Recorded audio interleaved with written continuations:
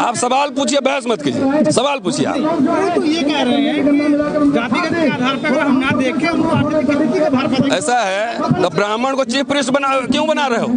आप भेदभाव करते हो, दमन करते हो जाति के आधार पे, और आरक्षण चाहिए आपको आर्थिक आधार पे हैं? 8 लाख रुपया गरीब ब्राह्मण का भी, और ओबीसी का 8 लाख एक क्रीमी लेयर होगा। क्या आप जातिगत जो भेदभाव होता है आपने झेला है?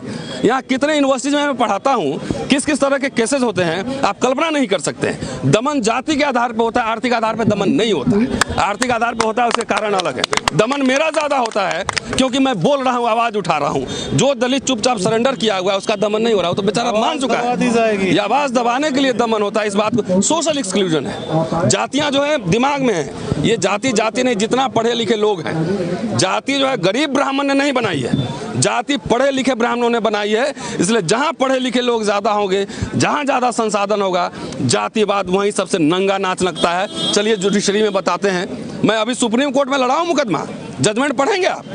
मैं दिल्ली विश्वविद्यालय में पढ़ाता हूं। चलिए वाइस चांसलर कैसे जातिवाद करता है, कैसे प्रिंसिपल करता है, मैं दिखाता हूं आपको। तो इसलिए इसके बारीकी को समझने की जरूरत है। ये जाति के आधार पर नफरत है। किसी महिला को कोई छेड़ता है तो क्या कहता है कि बहन जी पहले मैं आपको छेड़ूंगा, सर्टिफिकेट एफिडेविट देता है। तो जातीय दमन जो है एफिडेविट देकर नहीं होता है, तो दिमाग में रहता है, पता है कि रतनलाल दलित है, इसके साथ कैसे भेदभाव करना है। 10 किताब लिख के मेरी मेरिट नहीं है, अब 52 जो है कुंजी लिख के उसकी मेरिट हो जाती है। सुप्रीम कोर्ट ने यही कहा है कि इसमें इंटरफेयर नहीं करेंगे। कुंजी लिख के अभी पास कर गया तो मेरिट है, अब मेरी 10 किताबें का कोई मेरिट नहीं, रिसर्च बुक का। ऐसे चलता है सिस्टम। दमन सबका नहीं होता, जो आवाज उठाने वाले लोग होते हैं उसका दमन होता है, ये समझना है। इसलिए रिप्रेजेंटेशन किसका सवाल है, इसलिए हम लोग से डरता है सरकारें कि हम लोग आवाज उठा रहे हैं। पॉलिटिकल क्लास नहीं उठाएगा, हम उठाएंगे आवाज। क्या आपको लगता है कि सरकार इतने मजबूत इरादे से बैठी है, आपकी बात मानेगी? अरे मानेगी कैसे नहीं? 2 अप्रैल को और 5 मार्च को गई ना बैकफुट पर, मानेगी कैसे नहीं? सरकार ने सुप्रीम कोर्ट के ऑर्डर को अध्यादेश लाया कि नहीं लाया? 5 मार्च में रोस्टर के सवाल पे सरकार बैकफुट पे गई कि नहीं गई? ये तो हम कितनी ताकत सड़क पे दिखाते हैं, इससे तय होगा कि सरकार हमारी कितनी सुनती है कि नहीं सुनती। सर, जो ताकत की बात करें, शाहीन बाग में बहुत लोगों ने ताकत दिखाई, लेकिन सरकार पीछे नहीं है। कोई बात नहीं है, वो पीछे नहीं हट रहे तो लोग कहाँ पीछे हटे हैं? अरे ताकत आप क्या समझ रहे हैं? यहाँ कोई लठैती थोड़ी हो रहा है, जनता की ताकत है। देश एक मिनट पूरे देश शाहीन बाग बन चुका है। आपको आंकड़ा पता है कितने जगह हो रहा है? नहीं। शाहीन बाग बना, ठीक है, बनेगा। 4 साल इंतजार करो। ये लड़ाई कई साल चल गई, एक दिन में ऐसा फैसला नहीं होता। लगातार जो फैसले आ रहे हैं सुप्रीम कोर्ट के, इनके बाद सुप्रीम कोर्ट को कोई वोट थोड़ा ही मांगना है। जजेस कैसे बनते हैं हम लोग जानते नहीं है क्या? किस तरह से जजेस बनाए जाते हैं? उनको तो ऑर्डर पास करना है। SC ST के खिलाफ जो ऑर्डर पास किया था जज ने, उसको ट्रिब्यूनल का आपने फिर वहाँ चेयरमैन बना दिया। तो सरकार और कोर्ट के बीच एक रिश्ता है और ये क्लैरिटी है उनमें। इस बात में ईमानदार है कि संविधान को खत्म करना है, मनुस्मृति लाना है। पहले एक बात बताइए, आप आरक्षण जो है गरीबी उन्मूलन प्रोग्राम है कि नहीं, पहले ये समझना होगा। आरक्षण जो है ना, आप कम्युनिस्ट रिजीम की बात करें तो उसमें हम अलग बहस करेंगे। ये हर आदमी को जो है बराबर अधिकार होने चाहिए। आरक्षण जो है गरीबी उन्मूलन प्रोग्राम नहीं है, रिप्रेजेंटेशन है। इसको ऐसे समझना है।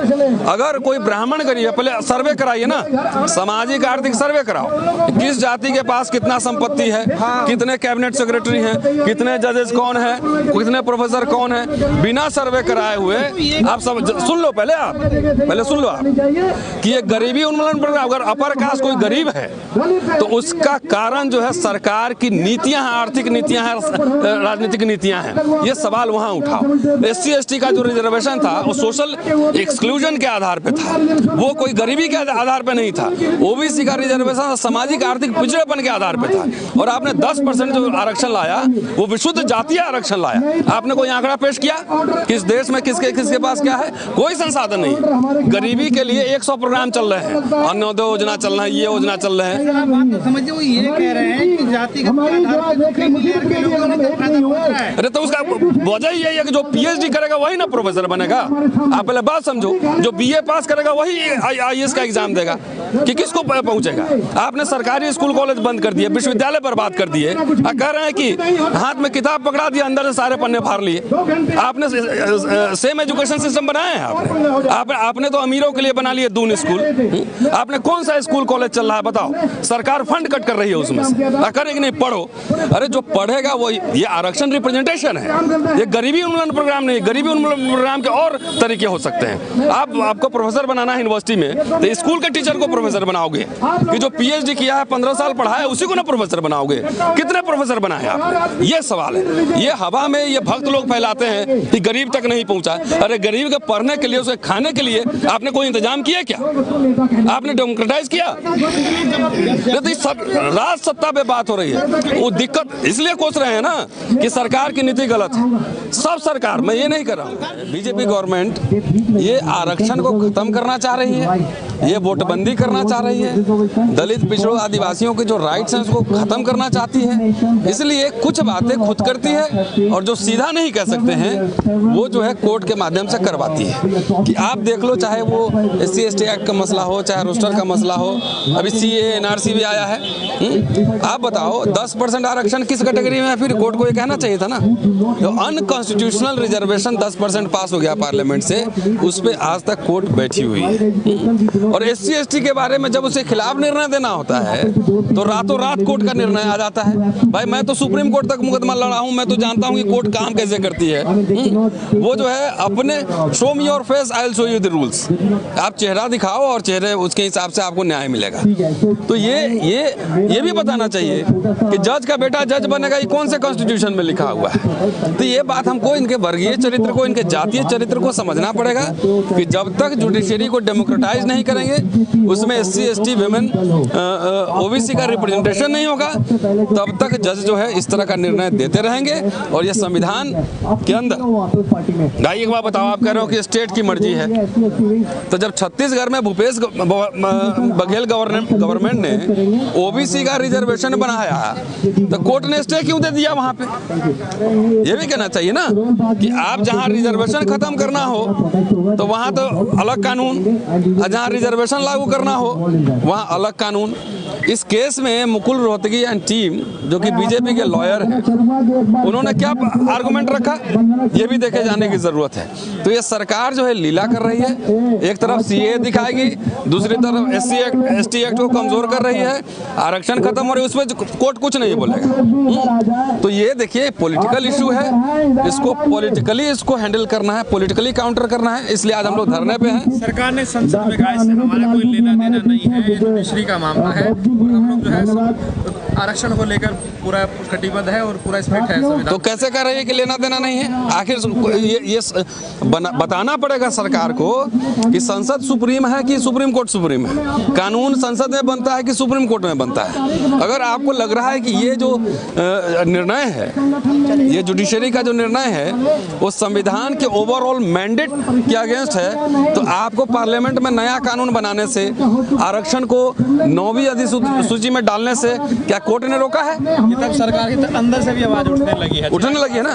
तो सवाल है कि जब आप 10% रिजर्वेशन ला सकते हो तो SC/ST OBC का रिजर्वेशन आप 9th शेड्यूल में क्यों नहीं डाल सकते हो? तो ये आपके पॉलिटिकल कैरेक्टर को दर्शाता है, इसलिए आपका पॉलिटिकल विल पावर नहीं है। इसलिए बार बार कहती है कोर्ट कुछ और बोलेगी, जब सड़क पे हम लोग लड़ते हैं तो सरकार फिर अपना स्टैंड बदल लेती है। तो ये बड़ा मसला है। SC/ST एक्ट में तो सिर्फ SC/ST पे था मसला, इसमें तो SC/ST OBC सारे रिजर्वेशन को खत्म करने का प्रावधान है कि जहां पे SC/ST OBC पावर में आएंगे और रिजर्वेशन लागू करना चाहेगी, वहां बोलेगी कि नहीं लागू नहीं करेंगे, ये कॉन्स्टिट्यूशन के। तो एक बार बताओ 49.5% के बियॉन्ड रिजर्वेशन क्यों नहीं लागू हो सकता है? अगर भूपेश बघेल गवर्नमेंट जो है वो 80% लागू करना चाहती है तो आप इंदिरा सानिया केस क्यों कोर्ट करते हो? आप 49.5% पे क्यों अटकते हो? फिर इस पे खुल के बहस होनी चाहिए ना। तो ये बेसिक बात समझना है कि ये डिसीजन नहीं है, ये पॉलिटिकली इंस्पायर्ड, पॉलिटिकली इन्फ्लुएंस्ड, ये पॉलिटिकल डिसीजन है। मानते हैं कि आरक्षण पर खतरा है, खतरा हो चुका है। सरकार तो वो दिखा रही, देखो ऊपर कौवा है, नीचे हाथ में से अधिकार छीन रही है। आप बताओ, हमें दिखा रही है पाकिस्तान, बांग्लादेश, अफगानिस्तान हमें दिखा रही है CA NRC, और सारे धीरे से LIC बेच रही है, रेल बेच रही है, जहाज बेच रही है, सारी कंपनीज बेच रही है, सारे पब्लिक इंस्टीट्यूशन को बर्बाद कर रही है।